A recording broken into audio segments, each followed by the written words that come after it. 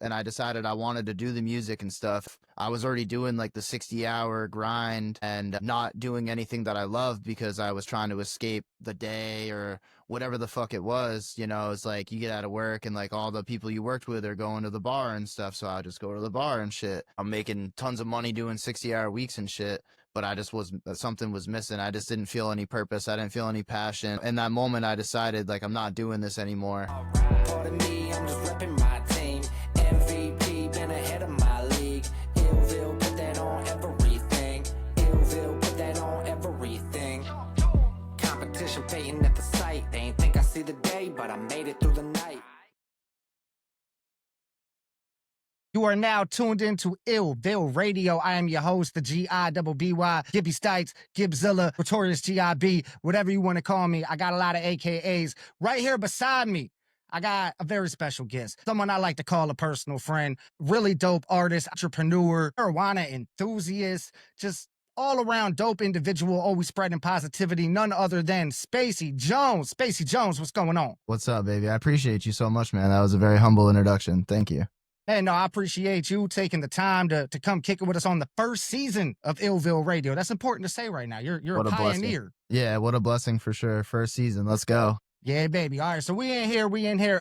Spacey Jones is fresh off the release of his new EP, Life is Kicking My Ass, which I actually had the honor of producing. Hell I yeah. featured on that joint. We're going to talk more about that later, though. I want to start with the origins of Spacey Jones. I want to start in the past and work our way to the future. Okay. All right. So we're gonna do some old Marty McFly shit. We're going Let's do it.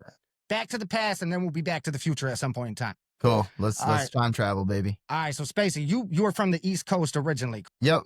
Vermont. Vermont. All right. Yep. Repping that Vermont, the 802.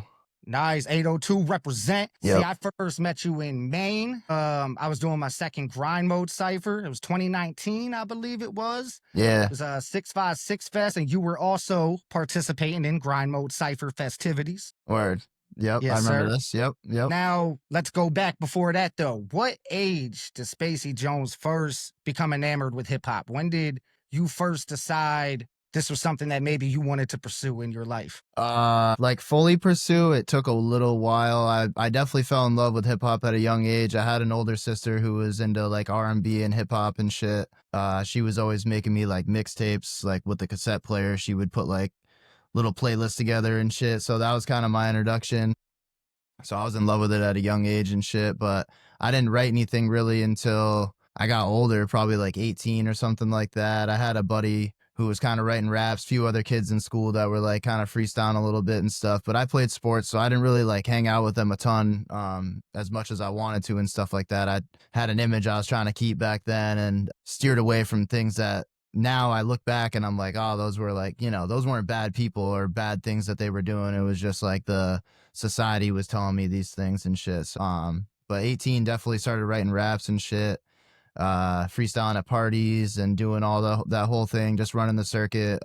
And then it probably took me until like 25 to like really want to chase it. I think I had like worked in restaurants for a while at that point and I got sick of working, and that's what I wanted to do originally, but I realized that I had passions outside of that, and I decided that I didn't want to live a life that I had to like take a vacation from and shit like that. So I was like, all right, I'm going to bartend a little bit and do music. Started making some songs. I started reaching out to people in the area that did music already and people that I looked up to in the local scene and shit. Started making some friends, and then it was really just on from there, basically.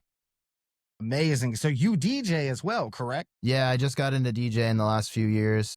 Okay, because that was my next question. I wanted to know if DJing or rapping came first. Yeah, no, rapping, I guess I've been DJing like parties and stuff for a while. Like I've always been like the playlist guy, like making sure I got the Bluetooth or the aux in the car and shit. And then when I was bartending, there was a bar back home in Bradford, Vermont, called the River Bar. I was DJing like karaoke there, like certain nights I would play music there and stuff like that. I wasn't spinning or anything like that, so real DJs can call me out. I definitely wasn't real DJing or anything, but I was kind of getting the feel for shit, learning what people like and learning how to play songs that, you know, I necessarily don't like, but I can understand people like them and it makes them happy, so I'm gonna play this shit anyways, you know.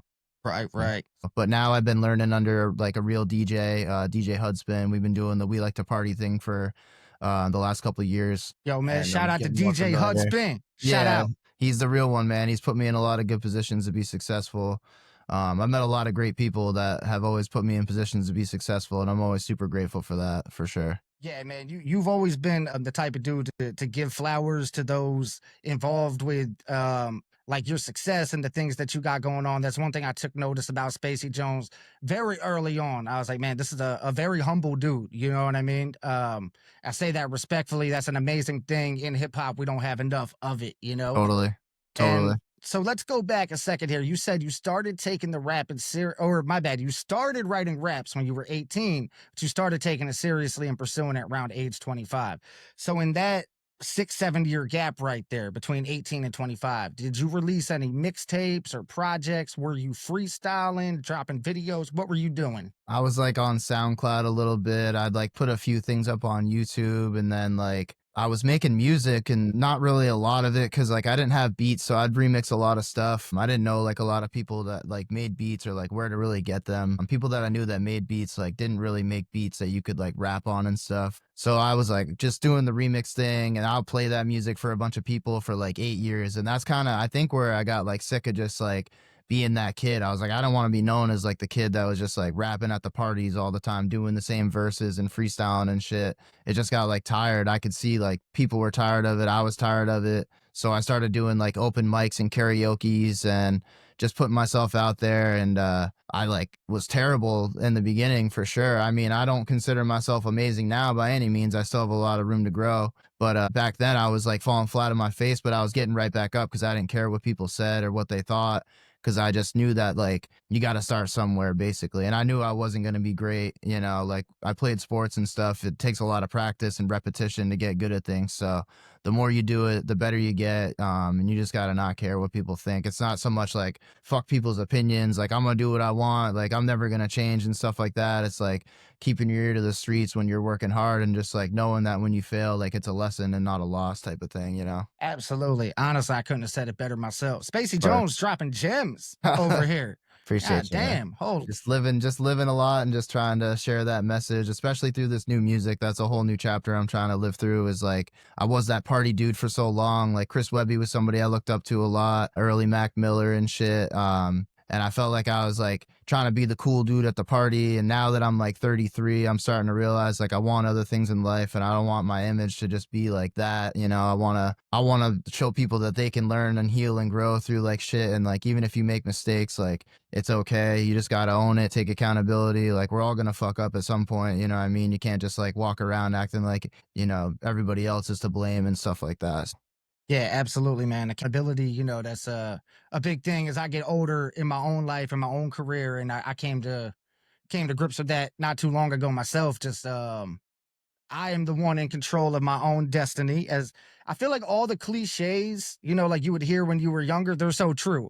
All the Totally. fucking cliches are true. You know what I mean? Yeah. You really manifest your own destiny out here, and getting caught up on, even if say somebody does you wrong or whatever, but getting caught up on it and then blaming future events or future things that you didn't do on Right. something in the past or something that, people are going to try to throw sticks in your spokes, but you got to keep fucking riding. You know what I mean? Totally. You got to remember who you are, and you got to like let your core values and shit always like lead the way. Like I've been learning a lot of that recently. Is like I never considered myself like a super egotistical person or anything like that, but a lot of stuff I was doing was like ego driven and validation driven and stuff. And maybe you're just younger and you don't realize it, and I'm getting older. Like hindsight's 2020. It's obviously easier to look back now and stuff, but it's just life is a lot better when you're not chasing like the dopamine hits and stuff like that. Like you got to realize there's like highs and lows, but if you have a purpose and you're not self-serving and stuff like that, then it's a lot easier to avoid those highs and lows. Like you kind of just coast through, and then there's like a big, you hit a high and then you hit a low and stuff, but you know that it's always going to be good no matter what. And realistically, like somebody's got it worse than we do, so Yeah, yeah, always, always. I remember I try to remember that shit.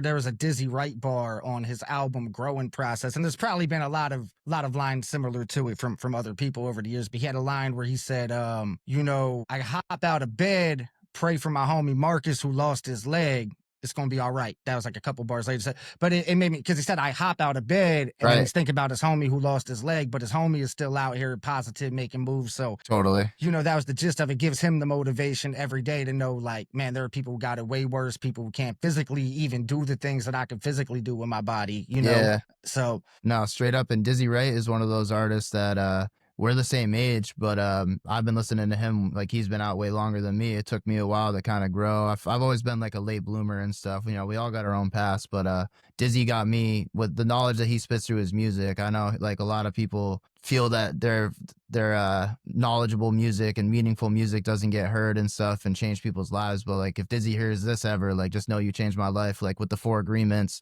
dropping all that knowledge and stuff. I just made a TikTok yesterday talking about how he was rapping about that book and stuff, and that book yeah, man. changed my life single-handedly for sure. Yeah, I read that book because he rapped about it. Literally, like same. I was in high school personally when the fourth agreement came out. I believe that was the name of the EP. Yeah. And when he put that shit out, I remember I was like, what is this? Yep. It's crazy because my dude DJ Immaculate, shout out DJ Immaculate, I've known him since I was about 18, 17 years old, and he has a studio here in South Jersey in the heart of iLLViLLE where I record a lot of music. Word. But early on, I was 17, 18 years old, one of my first times visiting his house. Dizzy had just dropped that project like shortly before this time period. I'll never forget, bro, I'm in the studio, I go to the bathroom, and he's got like the book collection, like the bathroom book collection. Yeah. And the 4 Agreements was sitting there. That's so funny. I was like, yo, dog, you read that book? So it was like a combination of knowing that like this homie I got also read it, and then Dizzy's rapping about it. So I ended up reading it years ago. But again, he's one of them artists who, yo, Dizzy, if you hear this, just know you inspire people. It doesn't get lost, it doesn't go through one ear and out the other. You know what I mean? I'm laughing because I have it in my bathroom. I have two sets of it. I have one that I like read and stuff. I'm rereading The Mastery of Love right now, but I got the set in the bathroom and then my set in my bookshelf and stuff. So it's super funny that he had it in the bathroom. That's I feel amazing. like it's every stoner rap person's like bathroom book, you know what I mean? Like you gotta have that shit. That's the funny thing too, yeah, because when I first saw the book, it's got like leaves and shit on the cover, so I thought it was a weed book. Right. When I first picked up, I was like, clearly this is an instructional manual for growing, but instructional manual for life. Both. That's all of it. Yeah, hell yeah. So when you're, you're doing these remixes and shit, right? When you're like 18, 19, your early 20s and all that, was Spacey Jones the original rap name? Did you have a name before Spacey Jones? No, I didn't have a name before Spacey Jones. I always wanted to be like super authentic, try to like mirror who I was. And I think that's why when I first started, like I made myself like that party dude and shit. And I rapped about all that stuff all the time. And it was just my last name, which is Treleo, which is such a fucking mouthful. If you try to spell it, it's like all these vowels and stuff. It's Italian. So yeah, I always wondered how to pronounce your last name. Yeah. I thought I knew and I was wrong. I don't want to say what I thought it's all it was. Good, dude. I've gotten like Cirello, Surlio, all that type that's of what shit, I thought it was like Curlio, Cirilio or Totally. something of that nature. Yep. So I went through that like all through like high school and shit, and even my first name, it's Michele. It's Italian for Michael, but people give me Michelle and stuff, which like whatever, it used to bother me as a kid. Like now I'm just like whatever. I've heard it like a million times, so I just like let people know they feel bad, and I let them know it's not a big deal, you know. Right. I imagine growing up in the fucking early 2000s, though, kids were I would were get dicks like about that. red face, like I would be so embarrassed. Like I was a super anxious and shy kid, which is like crazy now. People see me and they talk to me and they're just like, "You were shy," and I'm like, "Yeah." Like it took a lot to get to this point. Like waiting tables was huge, and like bartending, like just like having conversation with people. A lot of the time, like especially in a small town, I would like wait on girls that would like break my heart, and they would like come in with like their new boyfriend and shit, and like I had to wait on them, you know what I mean? So it'd be like super put yourself in these positions where you just had to suck it up, you know, and it made me a lot stronger, honestly. Like, you know, in the moment I was like, this fucking sucks or whatever, but now I'm like, oh, these were like, you know, character building moments and stuff, and I'm like grateful for those moments for sure. Absolutely. All of these things molded you into the Spacey Jones that we know today. Yeah. Now, Grateful Dead has a song called Casey Jones. Is that where the name, is that inspiration for the name? No, I do love that song. Okay, word. The inspiration from the name comes from my love for Ninja Turtles. Oh shit. Which was like why Chris Webby like really like stuck with me. Like he was rapping about Ninja Turtles and like Mario, N64, like Pokemon and shit like that. And like even though I played sports and stuff, I was like dabbled into a lot of like of the kind of nerdy shit. Like I don't think it's nerdy, I think it's awesome, but that's what other people would call it, you know. So Dragon Ball Z and shit like that. Oh, yeah. So but yeah, Spacey Jones is really just from the Casey Jones Ninja Turtles. Okay, okay, So okay. I spun it on that. I was trying to, it was like an alter ego at first. I was still rapping under Chaleo, but I was like trying to think of like a AKA type thing, like John Blaze type thing, you know what I mean? Right, right. And so Spacey Jones came up, and then eventually I was just like so tired of doing the Treleo last name thing that I was like, I'm gonna just be Spacey Jones. And my buddy made me a logo. One of my like longtime friends at the time, he made me a logo, and the shit was super fire. And I was just like, you know, fuck it, like I'm gonna just start from here. It's a whole rebranding, like just let go of the past and just start fresh. So, and it felt like it was the right time when I did it, because I was like really stepping into my next level as an artist and shit. So Yeah, and I think it kind of worked out perfectly with the Grateful Dead song too, yeah, because because you're such a positive dude and you got them hippie vibes and shit, you know what I yeah, mean? And totally. so that's why I naturally thought when I met, it's so funny I didn't even put the Ninja Turtle connection together. Yep, that's funny. I might have to sample the Casey Jones track then Yeah. somehow. And Yep. just like you were saying with Chris Webby, because Chris Webby caught my attention in the same way when I first started hearing about him. You probably heard about him sooner because he's from the area where he's from Connecticut, right? Yeah, he's in New England, and he's from Connecticut. A lot of the dudes that I went to college with, and then like my friends that were at other colleges, like that was that big like party boy frat college rap era and stuff. Yeah. Everybody else was really big into like Sam Adams at the time, and like I think Mac was getting bigger, but like some of my homies were really into Webby, and like they introduced me wrong to him. At first they were like, oh, he's like the new, like he's like a new Eminem or whatever or something, and I was like, I don't really want to hear this. They played me the We Made You remix or something, and I was like, I don't like this, man. I was like, I just like people that are just trying to be themselves. But when I dove into more of his music, I realized that there was more to him than just like that. And as he got older and grew as an artist, like you saw him grow into himself and Yeah. shit. You know, we all like kind of take influence from somebody that's like really big to us when we're first starting out. Like a lot of my music probably sounds like Chris Webby, like from back in the day. And I've worked really hard to kind of find and like pave my own lane, like use more of my own real voice. Like I was definitely trying to sound more like Be Real and Eminem and stuff back in the day, like more high pitchy and shit. A lot of my new music, like the music that you just helped me work with on, using a lot more of my real voice, like trying to be more true to myself and just rapping about stuff that's like really happened in my life and stuff like that. Nice. You know, I feel like that's a natural progression that I think not all artists, of course, but a lot of So artists. hard. Because I went through that same thing that you were speaking of like when I first started rapping, I had these ways that I wanted to sound and artists I wanted to be like. And it's funny too, because nobody will ever find like the music from when I was 14, 15 years old, because it don't exist. Like I don't even have it. I fucking burned this shit, bro. Hell yeah. But it was so crazy because like I was so young. I was 14. I got access to like home studio. I was recording on a fucking like a 98 desktop computer, and this was like 2010. It's So awesome. like I had this old ass dinosaur computer, bro, that I got from my grandma's storage, like just making the most out of what I could fucking I find. love You know it. what I mean? Yeah. And but at the time, you know, I'm putting shit out, and like Eminem was a huge influence. Oh, I had so many influences was my thing. When I first, like as a child, the first rappers I was exposed to was like the dudes on the radio. It was Biggie, Nelly, even Right. Right. Eminem, 50 Cent came out. And then when I was like 10 years old, my stepbrothers put me on to the Wicked Underground. They put me on to like Tech Nine, ICP, Twisted, all at the same time. Like in Word. one day, I got it. So I can't really say which one of them dudes I found first. It was all at the same Yeah. time. Hell yeah.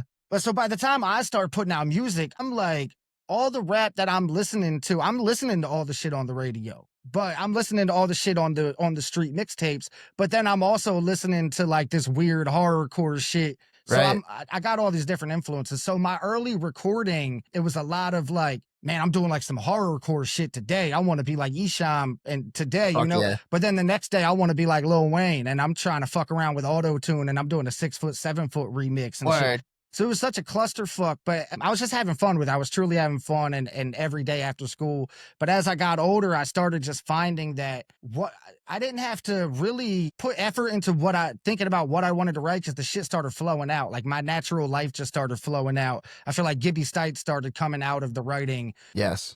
rather than thinking of these characters. And I know a lot of artists to this day. That's what I realized, is there's like it's like this fork in the road, I think, that a lot of artists find themselves at, where you decide, like, am I going to be the artist who creates a character? And that's what I do. I create and portray this character. There's nothing wrong with that. A lot of people have done it, whether it's a gangster rap image or a horrorcore image or whatever. Totally. Or am I just going to be pure, authentic, and direct? You know, there are the artists, I always think of, like, artists who use part of their real name. You know what I mean? Right. Guys like Nas and Nas for sure. Tupac. Yep. You know what I Yep. mean? And as Totally. funny as it is, even Eminem, like the Eminem comes from Marshall Mathers. That's Exactly. what the Eminem originally was. And then when Slim Shady came out, he started doing all the crazy shit. But Yeah. there's what I'm getting at. I'm going on a little tangent here. I No, think you're good. there are some people who can they could do the real life shit and the crazy image shit and just do it all. You got Eminem with the Slim Shady. But I personally, I found myself where I came to this realization where I was like, you know what naturally comes out when I sit to write my music, I feel like it's more poetic. Like, I want to write about mental health. I want to, if I'm smoking weed that day, I want to talk about that too. Yeah. If I got a fucking bill that's past due, or maybe my heart was broken, or whatever Right. it may be, Right. these are the things that naturally come out, you know? So when I first found you, 2019, I met you at Grind Mode, and I got this vibe when I met you. I was like, this dude's like very authentic. That was the first inkling, you know what I mean, that I had towards what Spacey Jones and who you were. Then I went back home and I started checking out some of your shit. And I was really enjoying what I heard, because to me, it was far different than a lot of the cats that I met in Grind Mode, you know? And now that I know you, and I'm like, oh, that's because this dude is fucking everywhere. You're very eclectic with the places that you put yourself as an artist. Yeah. So, all right, I want to rewind it back now, right? So it's like age 25, you're starting to take things seriously and decide you want to really pursue this. Yeah. What was the first project that you put out, whether it was a mixtape or an EP? So I met, how do I start this? So I met this dude. He was friends with somebody that I was working with at the time. They're actually cousins. And so he was like, oh, like, he DJs, he makes beats and all this stuff. He's got like recording shit. I had like a little bit of recording stuff, but it wasn't anything serious, like some super cheap shit just to like record. Like the first songs I ever did were like on a Skull Candy mic like this. Like I was rapping, like using the little mic like that and shit. Yeah. Bought a mic and stuff, but then he had the equipment. So I was like, all right, cool. So I went over. In my mind, I had this like project called Better Late Than Never, which was like my whole, like, that was like my driving motto basically at the time, was like, you know, it doesn't matter when you start, like, you're just starting. You know what I mean? Like, you can be 25 and still fucking start doing this. It don't matter. So I started doing that. He made a beat and I made this song called Making Big Moves. And that was the first single I dropped. This was like 2017, 2018, probably when this came out. And then I started doing, like, I was bartending at this other place at the time, and the owner was awesome enough to let me throw some shows there. So I started like booking like the people, like, I don't know if you ever heard of Jarv. He's done Grind Mode before. He's big from Vermont. There was like Jibba the Gent. Yeah. Raw Heard Dev, him. Mr. Burns, so many people at the time that I was just a fan of, basically, because I just like loved Vermont hip hop. I was like diving heavy into like the history, the now and shit. So I started booking them, bringing them to do shows. I would go and do shows at places, started just doing more shows and shit. There's a place called Third Thursday up in Burlington, Vermont. Huge like hip hop. It's like one of the longest running hip hop shows basically in Vermont. They work well with Monday of the Minds up here in Maine, and like the Rap Night in Manchester and stuff. Like those dudes are all kind of like intertwined and shit. So that was the first show that I ever did that I didn't throw or anything like that, or was like a karaoke or anything. I got brought up to do a song that I was on, and after that it was just on, basically. Like I was just like, I need more of this. I'll do anything to like be a part of this. I'll hang flyers and shit for other people's shows. Like I'll drive people to their shows, hype them up and stuff. Like I was like, however I got to fucking do this, I'm going to do this. So that was like my main goal, was just to get my foot in the door somehow. Cause I just always knew like my hard work would pay off, even if I wasn't like ready in the moment. Shout out David Fair for like taking me in. The team was called like HLR back in the day. I was out putting flyers with him and stuff, and like stepping in snow and shit to hang these flyers up and stuff. And he was like, damn, this dude's like really fucking like dedicated. I just appreciate the people that gave me these opportunities. Like I never wanted them to be like unappreciated and stuff. I always made sure like anytime, even if it was something small, like hanging flyers, like I gave it my all so that people knew like the type of person that I was. Right, right. That was one of the second things I noticed about Spacey Jones. I meet you at grind mode. I'm like, this dude seems very genuine. I fuck with that.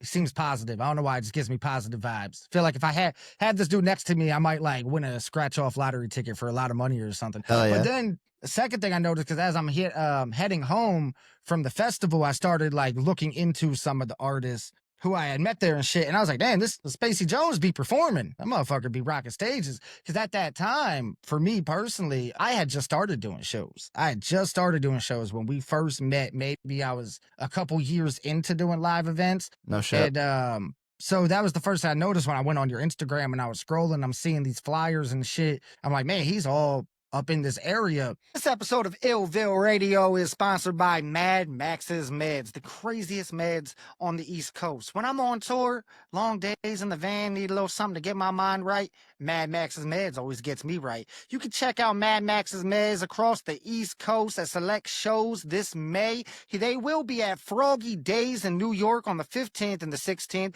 They will be in Virginia Beach on the 17th and the 18th. High Voltage in Troy, New York on the 23rd, and Echo Lake, New York, the 24th to the 26th. For more information on all of these events, you can check out Mad Max's Meds on Instagram at mad_maxes, MAXS_meds. That's right. On Instagram, you can find more information on all of these events. They got super dope merch table. Look at this shirt right here.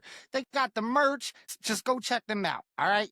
Mad Max's Meds. Now back to the episode. You've done shows with like some of the biggest fucking names out of New England. And I just wanted to know like most memorable show that you've done on the East Coast on this side of the map. Honestly, there's definitely two that would stand out for me. The first one is I got to open for Brother Ali when he did his first show back after COVID, doing Tour for Life with Kenny Mercer. Nice. And the Full Blast booking crew. That was fucking huge. Brother Ali is one of like the biggest influences for me just in my life and music in general. Like I think he's like top 5 dead or alive for sure. So that was really like huge moment for me. And then the other moment would definitely be like opening for Chris Webby with the 6. Chris Webby, obviously somebody I look up to a lot. I got the 6 chain that night and stuff. That was like the moment that like I had been like rocking with them a little bit and shit, but I was kind of like, you know, still wondering if I'd fit in at that moment and stuff, or like if they were really gonna like choose me. Like felt like I was still kind of trying out for the team kind of shit. And I didn't know I was gonna get chained that night. So when I got the chain put on, that was a big moment for me for sure. Well, I'll never forget that moment. So yeah, those two moments definitely. Yeah, so that night was memorable for many reasons, not just for the That was performance crazy. aspect. Yeah, that was just a lot of emotions going on and stuff. And it doesn't really like hit you until like after, where you're kind of just like, man, like hard work like really does pay off. Like at that point I had gone through, I'm sure we'll dive into some more of this stuff, but I'd gone through a lot. You like lose people in this music game. You know how it is. Like it's just not everybody can go to the next level with you and stuff. And it's like, it's nice to be able to kind of sit and be like, damn, like I made it through a lot to like still get to this moment. And that's what's always just kept me going, is just knowing like even at my lowest moments, like there's still going to be those highs and lows. That's why the song Highs and Lows on the new project, you know, that's just a reminder to myself, basically, like, you know, you're going to go through shit no matter what, and it's always going to come full circle, you know. But what matters is we're still pushing, we're still happy, we're still alive at the end of the day, you know. Yeah, You get to hop out of bed and you get to try again, you know. Right. He just super plugged the project right there for y'all, by the way. If you didn't know, it comes full circle. These are all bars. Right. These are all bars from the project. Let's talk about that right now. Matter of fact, Life is Kicking My Ass. It is out now at the time that this episode is coming out. We got 2 tracks here. Yeah. Produced by myself. First and foremost, thank you for getting down on my beats. Yeah. For doing them justice, for choosing my instrumentals as the soundtrack for this project. Yeah. First and foremost, I'm honored of that. And then you recruited me to drop a verse on the project too. Yeah. So I'm absolutely. I'm all around honored and humbled. And I just want to start right there. Yeah, no, that goes right back. Honestly, I had gotten those beats from you. I always love just to support people that I see out there doing the thing. You're a great dude. I consider you a friend as well. You know what I mean? So I saw an opportunity to show some love, and I snagged the beats up. I didn't really have a plan for them. I listened to them and I knew that I liked them. And then they sat on my computer for a while. And then I was like going through some shit. And I was like, man, I just got to make some music. Like, didn't really know like what I was going to do. And I pulled those beats up and it just started fucking flowing. And it was like one of those like timing is everything things. Like sometimes I like feel like I'm wasting beats if they're sitting on my computer and stuff like that. But then like I'll like hit them at the perfect time. And I'm like, man, if I forced a song, I would have just been doing some rap shit over it. You know, I wasn't going to like actually come with a message. And I felt like with these, with what I was going through in the moment, they just fit so perfect with the vibe. And then I was like, I don't want to release them as singles. Like, I feel like they kind of go well together, you know? So I kind of had this idea, felt like life was kicking my ass. I still do at the moment. This wasn't that long ago when I wrote these. It was probably October maybe. So felt like life was kicking my ass, but I wasn't going to like just let it, you know, and that's where the lickma part came in. It was like kind of like lick my balls, you know, just like, you know, Shit. you can't fuck with me. So that's where the acronym kind of played in a little bit. See, I didn't even realize. I didn't even. Yeah. That's crazy. I'm learning shit.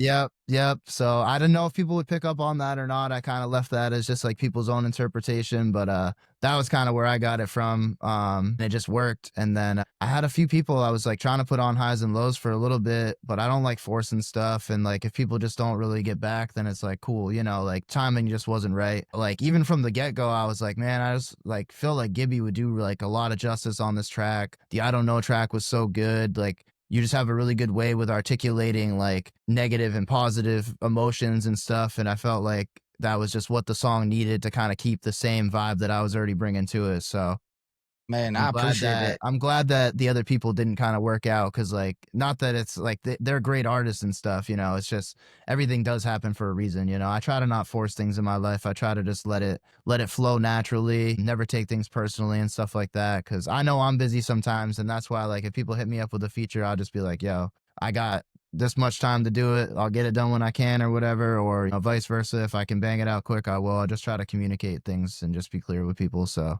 but yeah, no, you killed it, man. I'm definitely excited that these songs are out, and this like they mean a lot to me. Just even the two songs, like it's just a little EP maybe to you know people, and they're gonna want more, and that's kind of the point is just to give you a little taste of what I've been doing in the meantime since you haven't really heard much from me. I just dropped Amplified Substance, the mixtape this past summer, but to me that was like songs that I had been working on for so long that while I was with the Six, I wasn't able to really like drop a full project type thing because I just gave my full attention to the team and stuff, and which is what I wanted to do. You know, I didn't really care about my solo mission when I was like fully with the Six and stuff like that. But now that I've kind of taken a step back and I'm able to refocus a little bit on what I got going on, I felt like it was just necessary to get those songs out. But everything moving forward, like with this EP moving forward, is just like some of the truest, like most sincere version of like Spacey and Mike, same person as one that you're gonna be getting, and then everything following that's just gonna build off of that. Wow, that was very well spoken. First and Right. foremost, let me just say, first and foremost, we need to just clip that, just use that as the promo for the project right there. Oh, Because thanks, if dog. people aren't compelled to listen to it after hearing that, so look, when you sent over highs and lows, you sent over the demo of it for me to check out. It came at the perfect time because Word. fucking like I had a lot going on in my personal life, still do right now. This wasn't that long ago. This Yep. project, like we made this happen really quick. Facts. Once you decided to attack it. So you had these beats for a while. They were from Yeah. one of my early batches. They were from one of Yeah. my early Definitely batches. like 2022, 23 or something maybe. Yeah, Yeah. it had been, it was at least like 2 years old they were. Yep. So at the time when you sent me the joint, I'm like, oh shit, I forgot making this. But I could tell that I made it. I could tell that it was one of my creations. I could hear it. And I'm like, then I heard what you did on it. But when I hear obviously the topic of the song, highs and lows, and you spoke on it a little bit ago, how the things come full circle. You got to just kind of ride it out. You'll find that you'll find in time that you can kind of coast through the highs and lows. And so when I get this record, it was therapeutic for me because I was going through a very Okay. low point at that time. And I think I needed the reminder personally, Word. like, hey man, this shit it's gonna be all good, bro. You at a low point right now. The high is gonna come back. But so you sent that joint over first, and then you sent over the demo for Reflection for me to check out. And I was thinking already, I was like, man, I kind of hope he drops these together in some way, shape, or form. And I think it's a dope 2-track project. It's like how do they put it? Short, sweet, and to the point. Yeah. Like straight up, like there's really no filler to it. And that's what I very much like about it. I think it's, some mental health project. I say it all the time with certain tracks that I do. Like I got mental health music, but then I got other stuff that's like shit talking music. I like Oh shit yeah. talking music, some weed smoking music. But this project right here, I like the fact that you got the two mental health tracks, you place them together, and there's no filler there. So I really love that. And again, I appreciate you. I appreciate what you said about me being able to articulate the negative and the positive. That's something my boy Charlie Beans, shout out to Charlie Beans. He kind of made that point to me when we first started working. He's like, Gibby, you do this thing where like you'll rap about something very bad in your life or something but you have like this silver lining to it. Like Yeah. it's never like a lot of my mental health songs are all like, it's never like, man, things suck, life is terrible, and Right. that's it. And it just Right. fucking sucks. No, it's always the like, man, shit's crazy right now, but if I grind hard enough, it'll get better. If I work hard Totally. enough, so that's Well, that's something why where, that's why I've always been drawn to your music, not to interrupt you, but I feel like that when you're talking about the grind mode thing, it's kind of funny to me because you're talking about like discovering me and stuff, but before that we had met up there and shit, Humble Among was talking about Gibby Stites being like the new up and coming like juggalo scene rapper and shit. yeah. And I didn't know who you were at the time, but when I got there, like he was like introduced. We were all. I'm pretty sure we introduced each other at the same time. Maybe he was already talking to you or something. But that I already kind of looked at you like, oh, this dude's like on the rise, So like gotten to see you like film a grind mode was like super dope. And then like I dove even further into your music when I got back and shit. And you're constantly like motivating me to want to drop more music because I feel like you're like playing fucking chess when everyone else is playing checkers a lot of the time. Like you're so many steps ahead.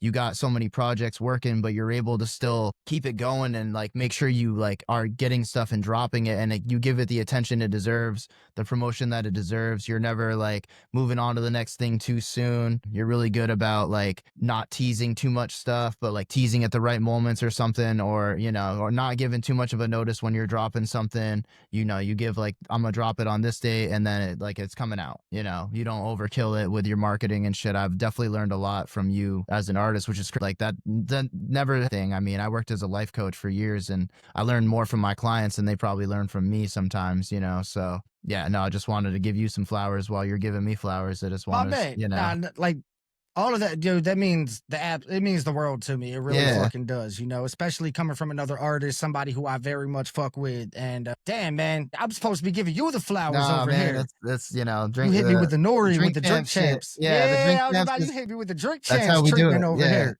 No, it's all respect, man. I've always felt that way with you and I can feel it. And that's why I've always just like had mad love for you because I don't feel like it's disingenuous or anything. I don't feel like you're ever just putting on a front. Like you've just given me Gibby from day one. And, I appreciate that, man, for sure. Yeah, man. No, and same to you. And that's why I'm really happy. I'm really happy that we got this project coming out here. And it's Yeah. like I got the beats on there and a feature. To me, it's like it just gives me all the more reason to be talking about Spacey Jones and promoting Spacey Jones for the time being. And I like to, because what you said about like the way I'm always in the cycle of putting out music and promoting it, like it really is my life. Like it is what I spend like all my time on. And so I feel like when I make a project with somebody and we got something coming out, it brings me even closer to them because I'm like, yeah, now you're in my world. Not that we Yeah. weren't in Right. each other's world, but I'm like, my life really is like making, creating, plotting, and when to drop and all that. I fucking love it. It brings me Totally. absolute joy. You know what I mean? Not everybody is like, I think that's why a lot of projects kind of just get fizzled out because I don't think people are both invested on both ends. Some of it's like transactional, like Yeah. it's easy to just pay someone to do this or have somebody, you just get beats from and stuff. But like when I didn't know that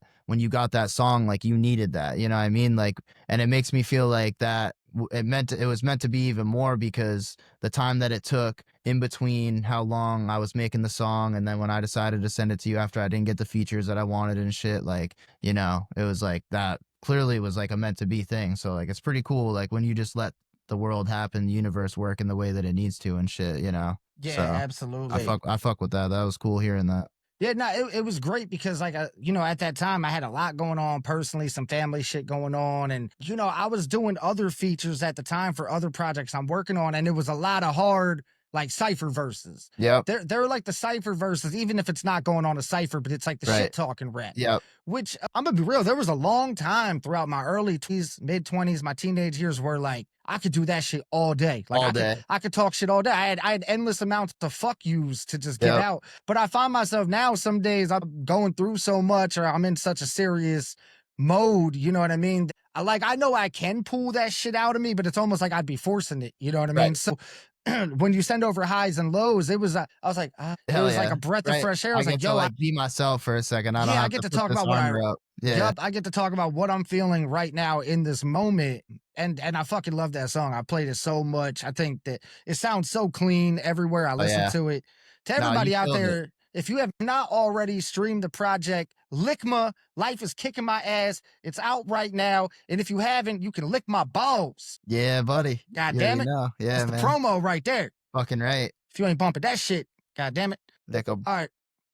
So let's talk about. I want to talk about as well. Now we talked a lot about music. I want to talk about Spacey Jones, the marijuana enthusiast. okay. Right now, you've worked in the weed industry. When I'm trying, I want to make sure I get my timeline right here because like we're on the East Coast here. Shit was not always legalized here. Sure. Sure. So yeah, I don't want to incriminate myself here at all. right, but- right, right. So you're currently you live in Maine. Is that where you're yeah, at I'm right living now? in Maine. Yep. Yep. Now, how long has it been legalized out there? Maine's been going, I mean, they've been legal for a while. As far as I know, 2016 was when they like Oh shit. went Okay. fully legal. I'm pretty sure So y'all is been what it ahead was. of the curve because Jersey, we just got it in like 2020, 2021. Yeah, something medically, like I that. think they were like before that, but I'm pretty sure like just legal. It was like 2016.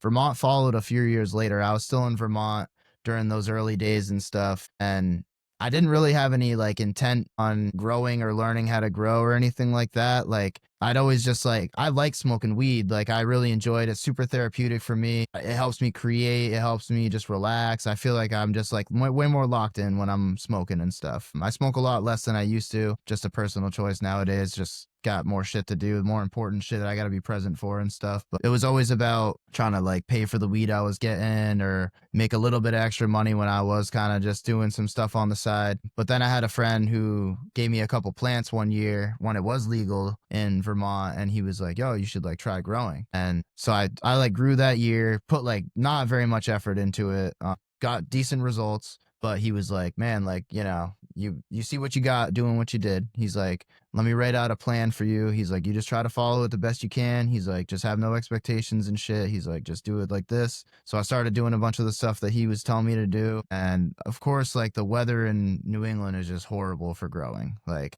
there's just no way around it. You can grow the most fire weed, and then like September comes around, it gets colder, it starts raining, and then the wind's blowing and shit, and then you start getting mold and all these other things that causing issues. So it's very defeating. So I kind of just stopped growing weed outdoors for a little bit. And then I had another buddy who was like, you should try growing in a tent. And I was like, all right, I never had like the money to basically throw into that, you know? So he gave me the setup and shit, started growing in the tent. And I did that for like a year or so. And I got some pretty good results out of that. Started learning a lot more, started reading more books about it and shit. And it became like kind of therapeutic for me.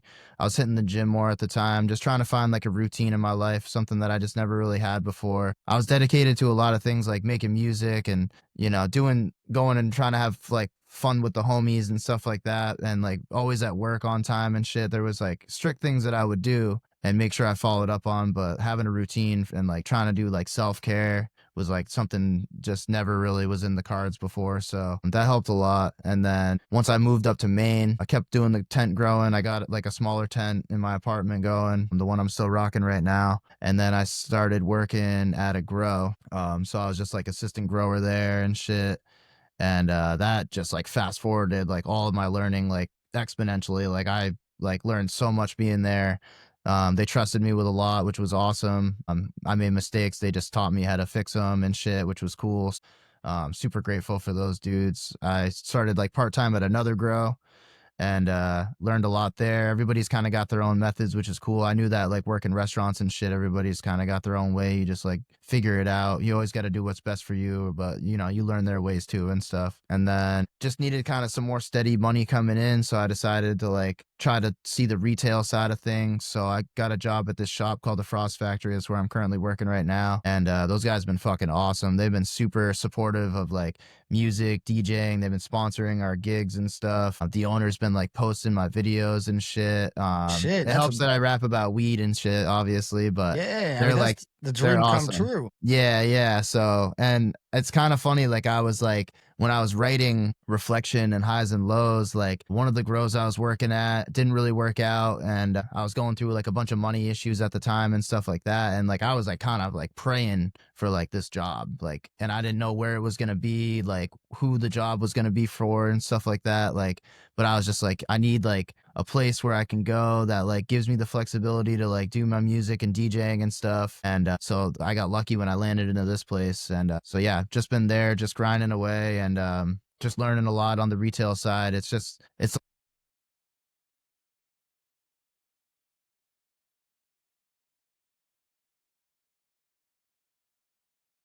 per state. Every state's got different fortune and stuff. It's easier to get a medical card. There's a lot more medical card holders in Maine, which is super cool. In Vermont, like nobody wanted to get med cards for some reason. It's weird because Vermont and Maine aren't really that different, but I know a lot of people like they don't want to give up their gun rights and stuff like that because like you get a med card, you're not supposed to own a gun and shit. But I don't know about any of that stuff, and I know tons of people that hunt that have med cards and stuff and whatever. So you know. What I do know, I know Maine is the first state that I ever went to do like a weed show where they actually had weed at the show. So much weed.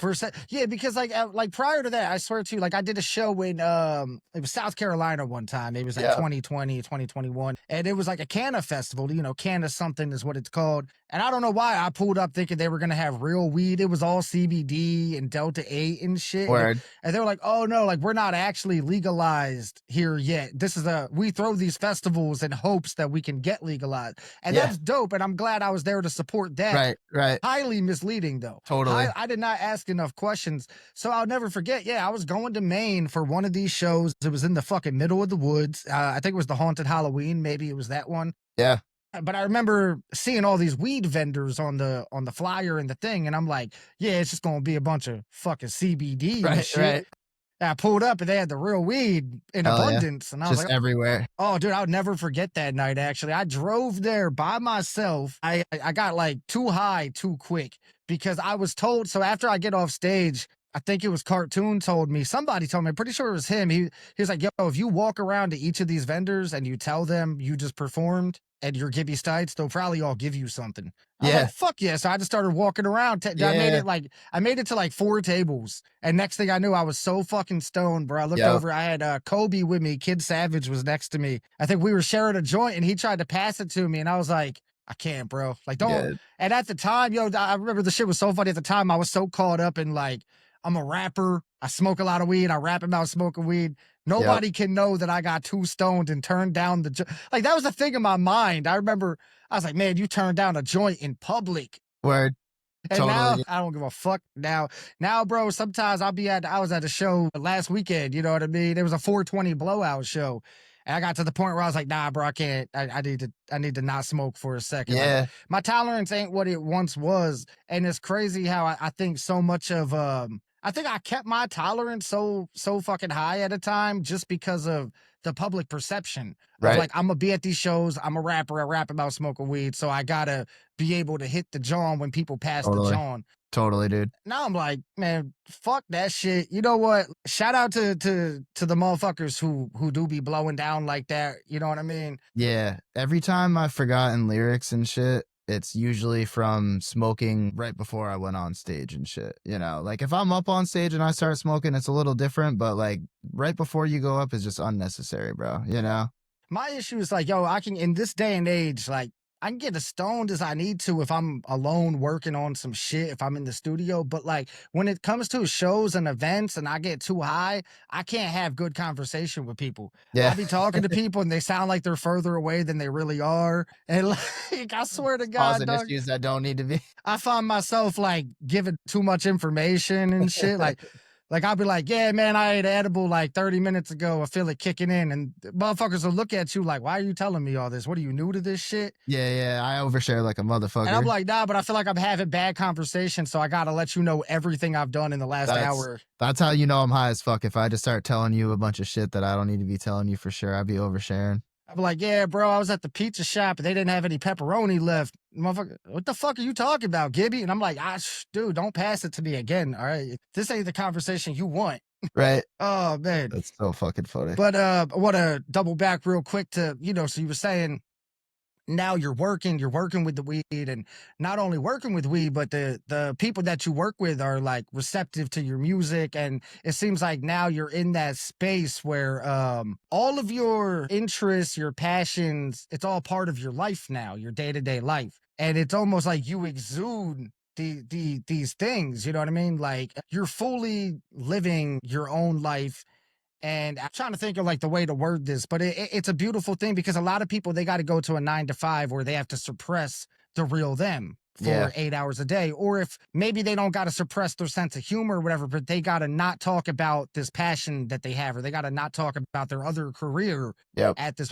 So it's a beautiful thing where it's like, not only are you passionate about the music, you're also passionate about the weed. Now you're working with all of it. You're doing fucking DJ sets on the weekend. You're dropping a fucking EP called Lickma, Life is Kicking My Ass, out right Yeah. now, by the way. Hell yeah. Gotta give the little plug. But then you're also working with weed on the 9 to 5 tip and shit. So it's like, it's a beautiful thing, man. And I love it for you. I love that, you know what I mean? All of your passions and everything that is Spacey Jones, you're living that shit. Yeah. It was definitely by design. And I don't think I'm like where Say I that again. it Gotta was say that again. it was all by design for sure. That was the plan. I think when I turned 25 and I decided I wanted to do the music and stuff, at that point in my life, I managed a few restaurants and stuff. I was already doing like the 60-hour grind and not doing anything that I loved because I was trying to escape the day or whatever the fuck it was. It's like you get out of work and like all the people you worked with are going to the bar and stuff. So I just go to the bar and shit. And I wasn't doing anything that I like loved. Like I stopped like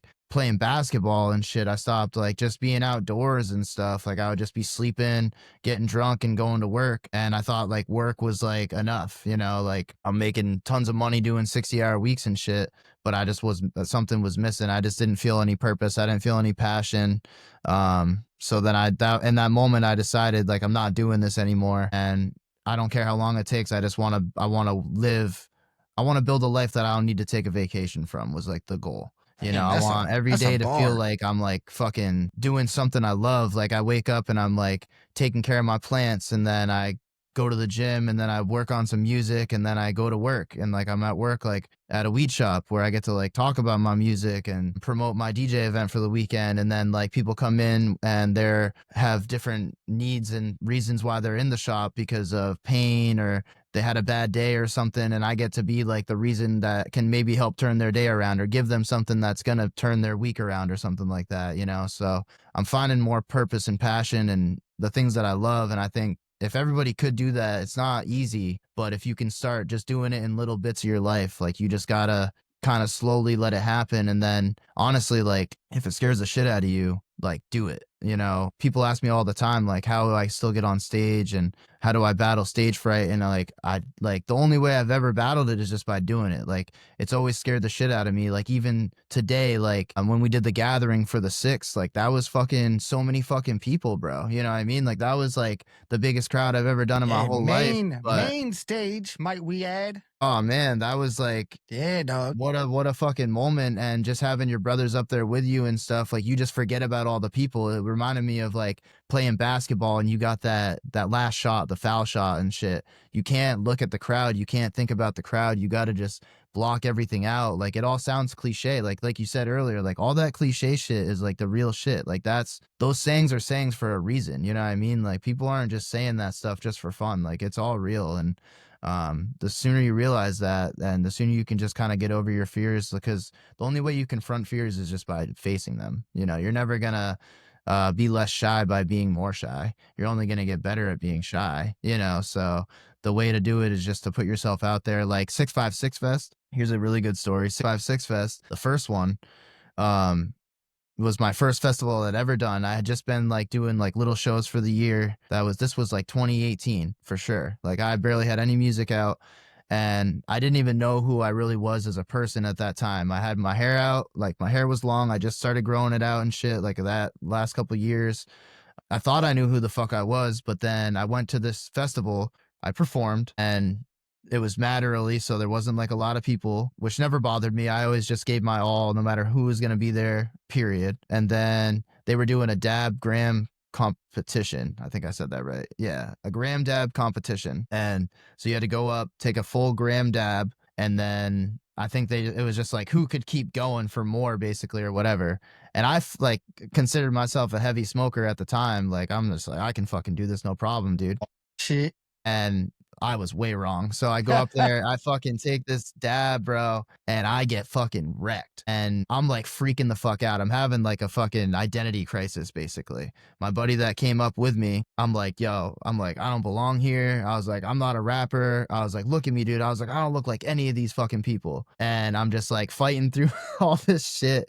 And I like go to my car, and I'm fucking crying and shit. And I'm like, I'm leaving, bro. I was like, you can come with me if you want to. I was like, but I'm leaving. And he's like, you're a fucking idiot. He's like, you belong here. And he just like completely talked me off the ledge. And I went back to my tent and I passed out. And I woke up and I didn't remember why I was even upset in the first place, like what the fuck was going on and shit. Had like some type of, I was like tripping, just straight up tripping from that gram dab. But if I had left, like I probably never would have done a show again or something like that. Like I just would have told myself that I wasn't worth it and like I wasn't good enough to be there and shit. And like, even if I was right, you know, I didn't fit in, like I didn't look like anybody else there and stuff like that. I didn't kill the stage like all those other people, but if you give up, like you're not going to give yourself a chance to be better next time. Like you don't learn who you are, you know, it's just we're all just learning. That's really what it comes down to, is just learning ourselves and learning, growing, and just accepting failure. Like failure never doesn't mean the end,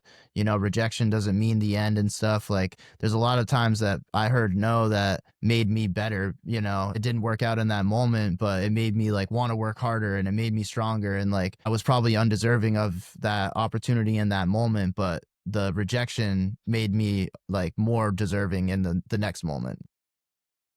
Yeah, dude, that's an amazing story right there. That's like a defining moment. Well, it's an amazing story for many reasons, but yeah, no, on a serious note, like that's like a defining moment in your career right there, you know, Yeah. and building the Spacey Jones that we know and love today, because you have this moment, which just want to say too, I've had similar moments where I have Right. early on where I look around and I'm like, yo, I don't look like all the other rappers, and there's this, that, the third.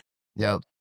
Which, like, luckily, dude, we're in the day and age where that shit don't even matter now at all. Totally. There's a lane for anybody. Yep. There's a lane for anybody, whether Totally. you're, you know what I mean? Whether you fucking smoke a lot of weed, you just want to rap about that, or you're depressed and you want to rap about that, or Yeah. fucking you like sports and you want to make a lot of sports references, or there's lanes for video game rappers, people who Totally. want to do, you know, but it wasn't always that way. Like at this day and age, I feel like everything with everybody being able to be a content creator, you Yeah. know what I mean? It kind of meshes everything. That's why now you also have more of like these artists who do everything. Like, yeah, this, Totally. I mean, and I guess I'm one of those guys too, where it's like, yeah, this guy raps, but he also makes beats, and he does these videos, and he Yes. hosts these podcasts, and he Totally. does live streaming, and he fucking wants to be a photographer. You know what I Yep. mean? Yep. But I feel like now it's made it, you know, like the gatekeeping of artistry is, it's like, it's really, I mean, it still exists in certain spots and shit, but overall,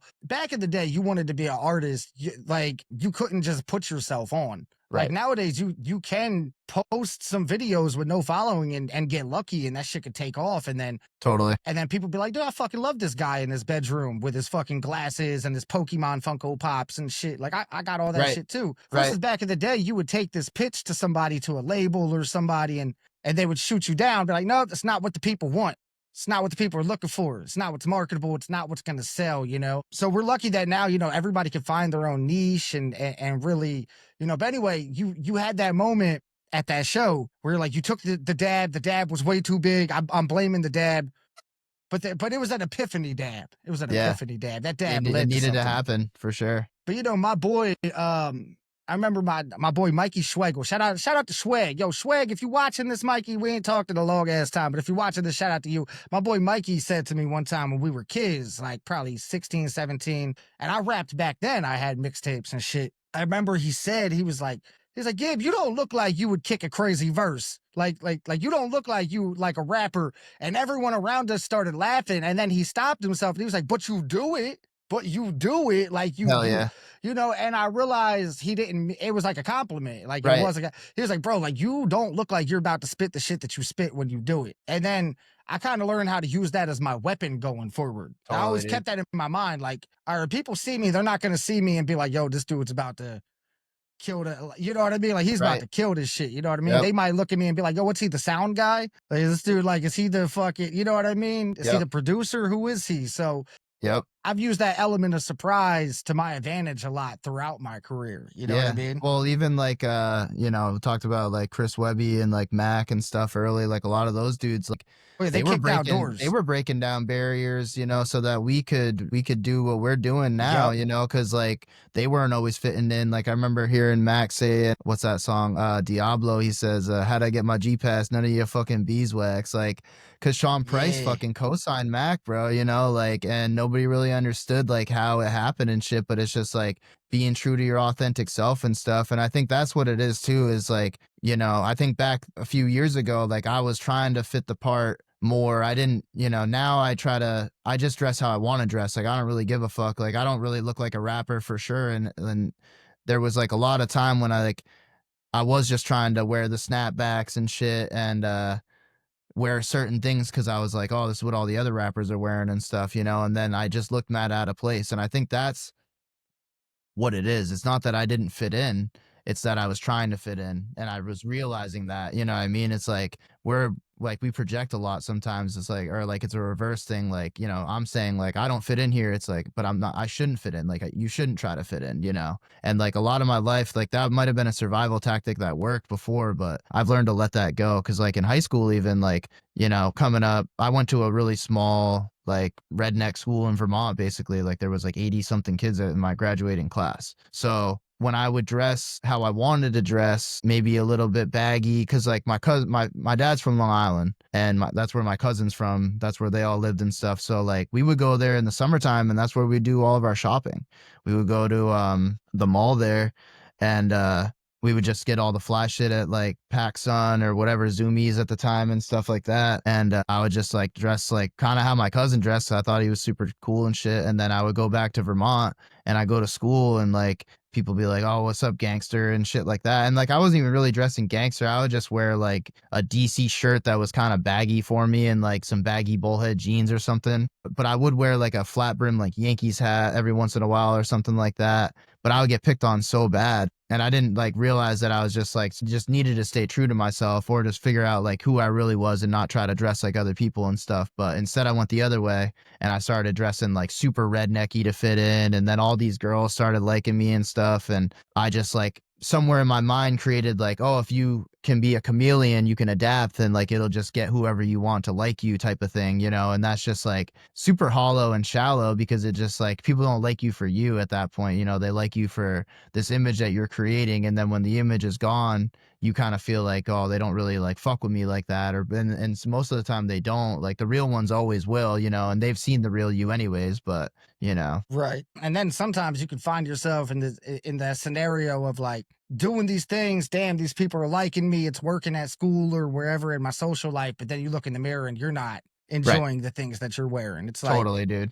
Totally. you know, Yeah, I mean, and I think like even like with the six, it was tough for me in certain ways because even though I've made a lot of like party boy, rap, hard, intense music and stuff, like I've always still made a lot of like very purposeful self-growth, developmental music, like emotional, vulnerable music and stuff. And the six just didn't have an element in it like that. We kind of tried some ways, like there was like maybe a song or something that like we wanted to get a little more let people in on us and stuff, but a lot of it was just turn up, which was awesome. Like, you know, everything has its time and place and stuff, and doing the shows was like killer. The energy was always fucking crazy and perfect stuff. music for live shows. But there's a reason why when we would get back from tour, we would feel so empty because the shows were all done and like there just wasn't much purpose behind the intensity of the shows and the intensity of the music and stuff. Like it was kind of, there was still like a void being left. So now I think getting back to doing some of my solo stuff and being able to make songs like Reflection and Highs and Lows, like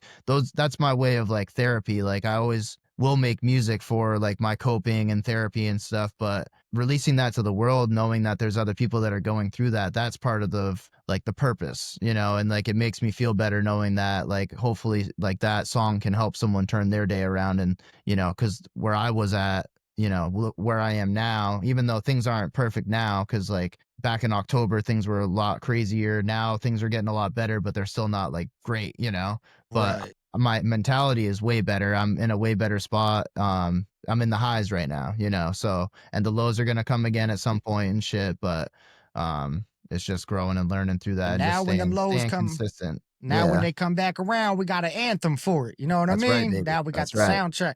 So let me plug that again real quick to all the listeners at home. We're approaching the end of the episode and want to touch on what he just said and make sure y'all, if you have not already, please go stream the Lickma EP. Life is Kicking My Ass. It is out right now everywhere that you can find music. Please add it to your playlist. Yeah, We both worked very very hard on this, and honestly, the entire tone of this interview and all the things that we're talking about in this interview, it really reflects in the songs on this EP, you know. totally. Totally. It's an EP that really represents growth, and it talks about everything that we're talking about on this episode. So that's why I felt it was really important to get this interview in at the time when we did it. Like, not only one, dope as fuck to have Spacey Jones on season 1 of iLLViLLE Radio. It's a fucking honor to have you as one So of the blessed. first guests. Yes. But to get this done in time to where like it's able to drop right after the project and shit, it makes me really happy because I know like a lot of my people, a lot of the ill villains, they're gonna be checking out Spacey Jones right now, checking out this EP.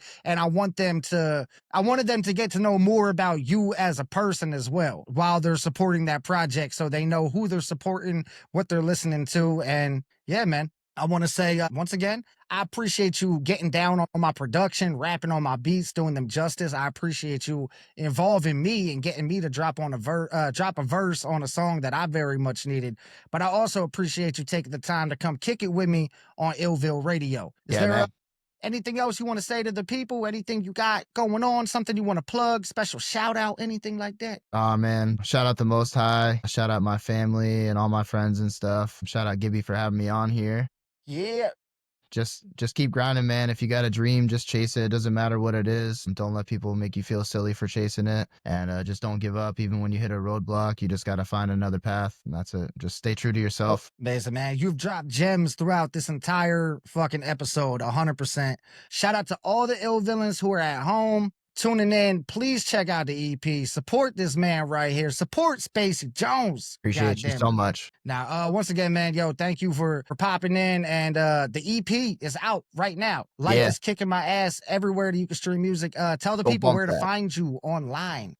I try to keep everything uniform. It should just be Spacey Jones 802 at Spacey Jones 802 on everything like that. Maybe an underscore here and there, but you'll find me. You'll Nice, see it. nice. So Yeah, and, I'll be dropping all the links in the description on YouTube, but this episode will also be streaming on Apple, Spotify podcasts and all that shit. no So doubt. wanted to make sure we give the audio plug right there. Yo, my man, thank Much you love, again. baby. Thank you. Hey, man, and that's about it, yo. Everybody at home, once again, I am your host, the GIBBY, Notorious GIB, all that good shit. This is Spacey Jones, very talented individual that we just got to know a lot more about. And that's it, man. I will see y'all next weekend for another installment of iLLViLLE Radio. Peace.